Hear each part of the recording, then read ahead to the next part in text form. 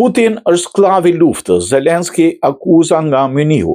Asnjë termocentral nuk është kursyer nga sulmet ruse, tha në Muni presidenti i Ukrainës Volodymyr Zelenski, ndërsa dërgesat në aleatët për mbrojtjen ajrore ukrainase mbërrin sipas presidentit ndonjëherë në minutën e fundit.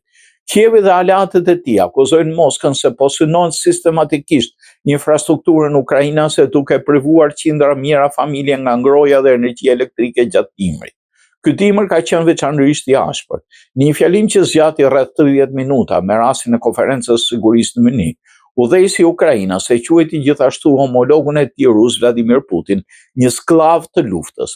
Vladimir Putin nuk mund të vendosë të eliminojë vetë idenë e luftës, theksoi ai.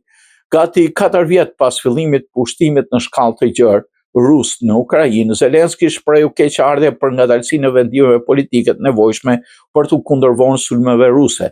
Donjëherë ne u dërgojmë raketa të reja sistemeve tona Patriot dhe sistemeve tona NASAMS pak para një sulmi dhe ndonjëherë në minutën e fundit, tha ai. Të premten presidenti i Shtetit Bashkuar Donald Trump i bëri thirrje Zelenskit që të lëvizë për të arritur një marrëveshje me Rusinë përpara një raundi të ri negociatash javën e ardhshme në Gjenevë midis Moskës, Kievit dhe Washingtonit.